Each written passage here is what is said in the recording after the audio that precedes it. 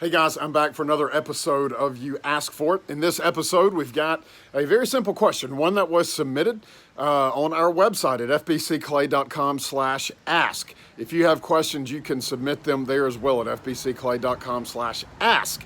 The question today is, will we know our loved ones in heaven, and will our loved ones know us? This is another one of those questions that is not directly answered in Scripture, though I do believe that there are enough principles in Scripture that can give us the affirmative that yes, we will know our loved ones and our loved ones will know us. One of the first places we look to is in Luke chapter 16, verses 19 through 31, the parable of the rich man and Lazarus. Many of you may be familiar with this, where the rich man goes to hell, and Lazarus, when he dies, apparently he was a follower of Jesus, and he goes to heaven. And the rich man in hell looks into heaven and sees Lazarus in the bosom of Abraham, just meaning that he was right beside Abraham, close to him.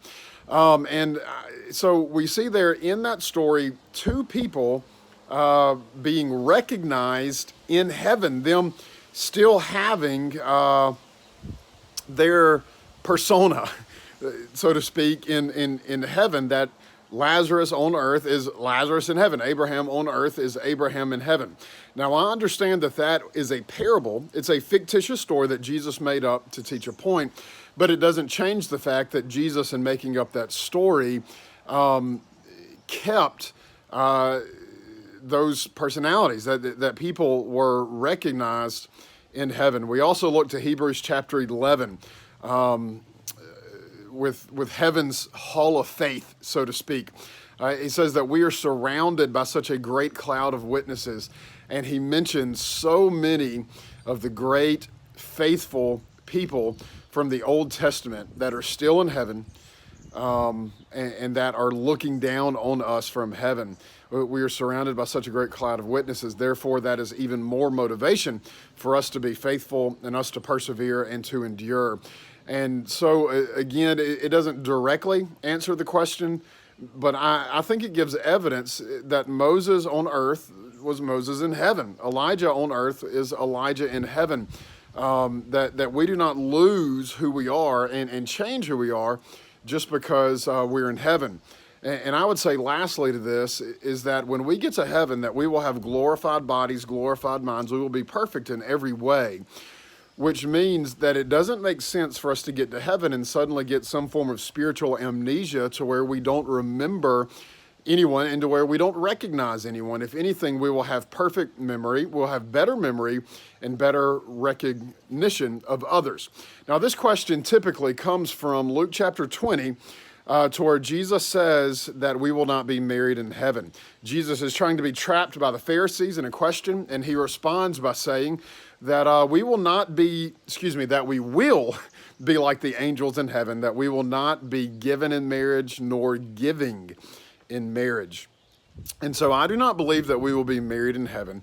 For many people, this is a point of struggle for them, thinking that they will not be married to their spouse.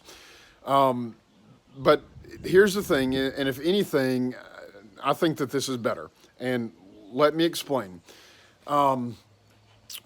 We have marriage here on earth to meet and fulfill needs within each other.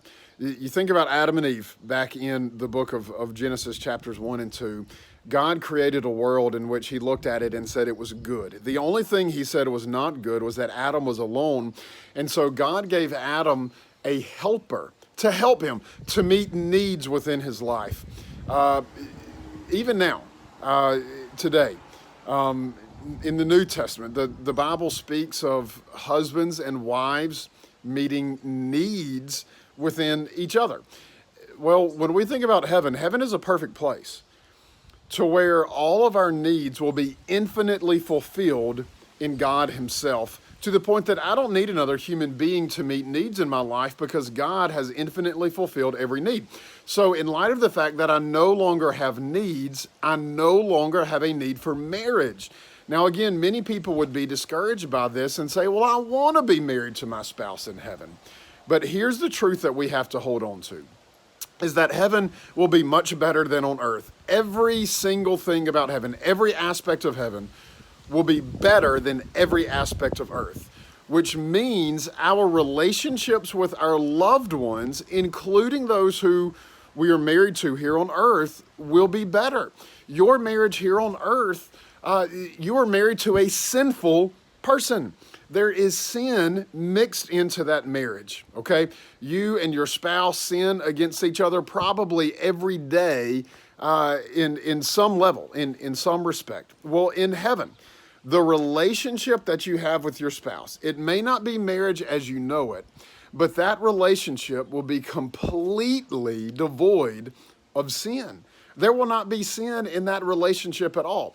And so, whatever relationship that looks like between you and your spouse in heaven, here's the promise that we have: it will be better than earth.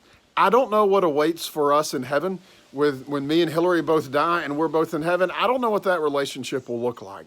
But here's what I do know: because heaven is so much infinitely greater than earth, that my relationship with Hillary will be far better than it is here. And that's why I say that this is an encouraging teaching, an encouraging truth, that we don't have to be upset and discouraged by us not being married in heaven, but rather whatever it is going to be better. So will we know our loved ones in heaven? Yes. Will we be married in heaven? No. But will all of those relationships be better? Absolutely.